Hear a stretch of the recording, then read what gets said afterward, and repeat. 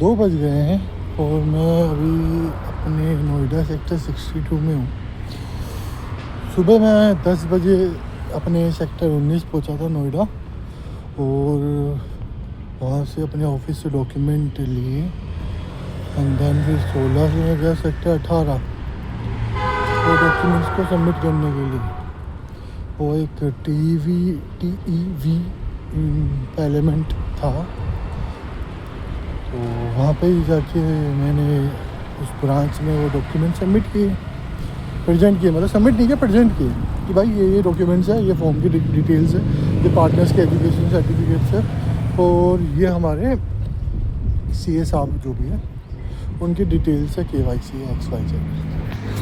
ठीक है, अब हमारे पार्टनर्स हैं वो टोटल 5 पार्टनर्स हैं, जिसमें से मैं 2 लोगों को ही जानता हूँ। ठीक है, बाकी पार्टनर्स को मैं नहीं जानता, मतलब भाई कभी कोई भी कांटेक्ट नहीं हुआ मेरा उनसे। मेरे सिर्फ 2 ही लोगों से हुआ है अपनी CA टीम से।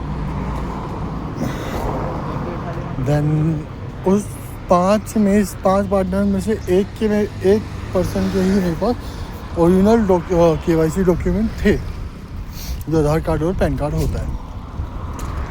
अब जिस ब्रांच में मैं प्रेजेंट करने गया था, उस ब्रांच मैनेजर AGM है वो, उसका एटीट्यूड इतना वैसा है ना, रूड है यार, मुझे तो पता ही नहीं है, ये तो लखनऊ सर्कल का है, आप नोएडा में क्यों दिखा रहे हैं। मतलब मैं आज से पहले भी गया था, तब भी उसने यही चीज़ बोली थी मेरे को, तो जिससे ये पता चलता है कि वो बिल्कुल भी इंटरटेन नहीं करना चाहती मेरे को कि भाई तू निकल यहाँ से, फालतू की बकलोली मत कर, किसी और ब्रांच में जा और ये प्रेजेंट कर और वहाँ से वेरीफाइड करवा। हाँ, आज भी यही हुआ, क्योंकि मेरे पास एक ही पार्टनर्स का KYC थे। कह रही बाकियों के कहाँ है? मैंने कहा बाकियों की आपके पास कॉपी है, आज की डेट की KYC है, क्योंकि आधार कार्ड आप डाउनलोड करेंगे ना जब कभी भी, तो आधार कार्ड का वो उसमें डेट आ जाता है कि आज की डेट में निकाला है, कल की डेट में निकाला है। सो यही सब था, मैंने प्रेजेंट किया, बट उन्होंने नहीं लिया। कह रही कि बाकी पार्टनर्स की भी KYC ले ली, मंगाई है। देन मैंने उसको बताया कि भाई हमारा KYC वेरिफिकेशन पहले भी एक ऑडिट के लिए हो चुका है, तब भी हमने एक ही पार्टनर की KYC वेरीफाइड की थी फिजिकली। अगर आप कहते हैं तो उसको मैं बुला लेता हूँ यहाँ पर, वो आ जाएंगे, वेरीफाई कर लीजिए।